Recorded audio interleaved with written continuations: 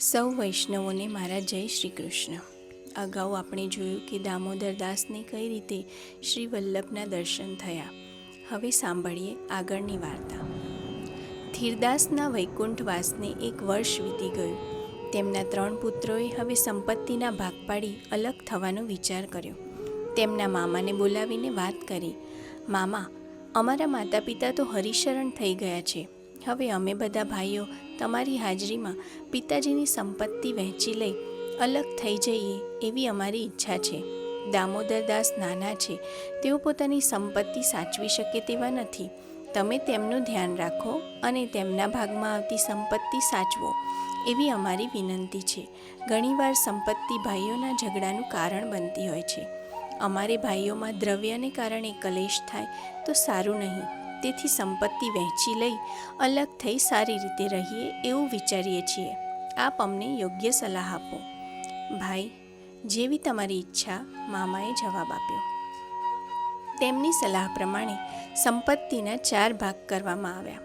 સૌ પોતપોતાનો ભાગ રાજી ખુશીથી સ્વીકારી રહ્યા હતા. દામોદર દાસને બોલાવી બધી વાત કરી, તેમનો ભાગ આપ્યો.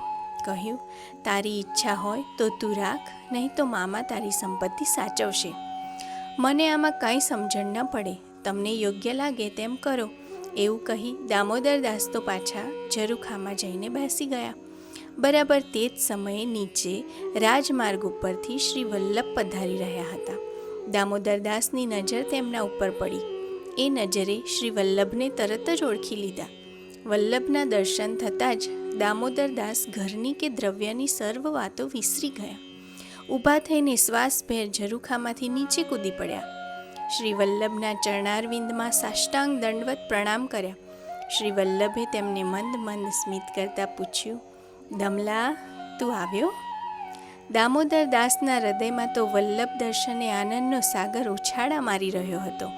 આંખોમાંથી આનંદના આંસુ વહી રહ્યા હતા. શ્રી વલ્લભે તેમને ઊભા કર્યા.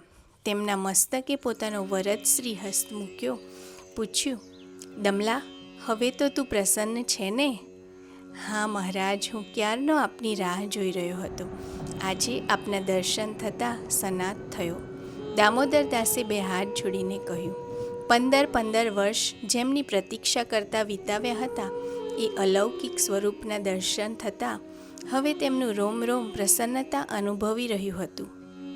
કૃપાનાથ, હવે સદાય મને આપના ચરણમાં રાખો. આપના સિવાય મારું બીજું કોઈ છે જ નહીં. દામોદર દાસે વિનંતી કરી.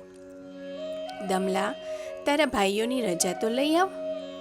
મારે કોઈની રજા લેવાની જરૂર નથી. કેવળ આપ જ મારા છો અને હું આપનો છું. શ્રી મહાપ્રભુજીએ પ્રસન્નતાથી આજ્ઞા આપી, ભલે, તો ચાલ અમારી સાથે. શ્રી મહાપ્રભુજી આગળ પધાર્યા. તેમની સાથે બીજા વૈષ્ણવો પણ હતા. દામોદર દાસ એ બધાની સાથે શ્રી મહાપ્રભુજીની પાછળ પાછળ ચાલવા લાગ્યા. પોતાના ભાઈઓ, ઘર, સંપત્તિ કશાયનો વિચાર કરવા એક ક્ષણ પણ રોકાયા નહીં. દ્રવ્યનો ભાગ વહેંચી રહ્યા પછી ભાઈઓ દામોદર દાસને કહેવા માટે ઝરૂખા પાસે આવ્યા.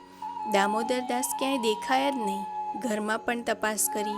બધાને પૂછતા કોઈએ કહ્યું, થોડીવાર પહેલાં અહીં રસ્તા પરથી 11 વર્ષનો એક અતિ તેજસ્વી છોકરો જતો હતો. તેણે સફેદ ધોતી પહેરી હતી અને સફેદ ઉપરણો ઓઢ્યો હતો. સાથે બીજા 2-4 માણસો પણ હતા. દામોદર દાસ તેમને જોતાં જ ઝરૂખામાંથી કૂદીને રસ્તા પર આવ્યા હતા અને તેમની પાછળ પાછળ ચાલી નીકળ્યા છે. દામોદર દાસના 3 ભાઈઓને આ સાંભળીને ચિંતા થઈ. દામોદર દાસ જે રસ્તે ગયા હતા તે બાજુ તેઓ બધા તેમને શોધવા નીકળ્યા. ગામ બહાર એક જળાશય પાસે આવ્યા. ત્યાં સુંદર વૃક્ષોની છાયામાં શ્રી વલ્લભ બિરાજતા હતા. તેમની સામે દામોદર દાસ બેઠા હતા. 3 ભાઈઓને શ્રી વલ્લભના દિવ્ય તેજપુંજ સ્વરૂપે દર્શન થયા. તેઓ આશ્ચર્યચકિત થઈ ગયા. કંઈ બોલી ન શક્યા. વિચારે છે, આ કોઈ સામાન્ય છોકરો લાગતો નથી. આપણે એમને કંઈક કહેવા જઈશું તો એ અગ્નિ આપણને બાળીને ભસ્મ કરી દેશે એવું લાગે છે. આમ વિચારીને ચૂપ રહ્યા. દામોદર દાસની નજર ભાઈઓ પર પડી. તેમને થયું, આ લોકો મને બોલાવવા આવ્યા લાગે છે. તેથી ઉઠીને તે ભાઈઓ પાસે આવ્યા અને એમને કહ્યું, હું તો અહીં શ્રી વલ્લભના ચરણોમાં રહીશ. મારે ઘર કે સંપત્તિ કંઈ નથી જોઈતું. આપ સૌ ઘરે પાછા જાઓ. ત્રણેય ભાઈઓને દામોદરદાસનું સ્વરૂપ દિવ્ય તેજોમય દેખાયું. આથી ગભરાઈને તેઓ પાછા ફરી ગયા. દામોદરદાસ શ્રી વલ્લભના ચરણોમાં રહી ગયા. એમને સાથે લઈ શ્રી વલ્લભ દક્ષિણમાં આવેલા વિજયનગર તરફ પધાર્યા. અહીં પ્રશ્ન થાય કે શ્રી મહાપ્રભુજીએ દામોદરદાસને દમલા કહીને કેમ બોલાવ્યા? શ્રી હરિરાયજી મહાપ્રભુ આ બાબતનું રહસ્ય જણાવતા આજ્ઞા કરે છે કે મલ એટલે ગંદકી અને અમલ એટલે શુદ્ધતા. સામાન્ય વૈષ્ણવમાં પણ મલ હોતો નથી, તો દામોદરદાસમાં તો કોઈ પણ પ્રકારનો મલ હોય તેવો વિચાર પણ થઈ નહીં શકે. અહીં હૃદયની શુદ્ધતાની વાત છે. કયા વૈષ્ણવનું હૃદય શુદ્ધ છે એમ કહી શકાય? તો કહે છે કે ભક્તિના આ માર્ગ ઉપર ચાલતા જેમને શ્રી ઠાકોરજીમાં પ્રીતિ છે તેનું હૃદય શુદ્ધ છે, અમલ છે એમ કહી શકાય. પરંતુ દામોદરદાસને તો શ્રી ઠાકોરજી કરતાંય શ્રી મહાપ્રભુજીમાં વધારે પ્રીતિ છે, માટે તેઓ અમલા છે. શ્રી મહાપ્રભુજી તેમને પ્રેમથી દમલા કહીને બોલાવે છે. દામોદરદાસજીને જીવનભર શ્રી મહાપ્રભુજીમાં આવો દઢ સર્વાત્મ ભાવ રહ્યો.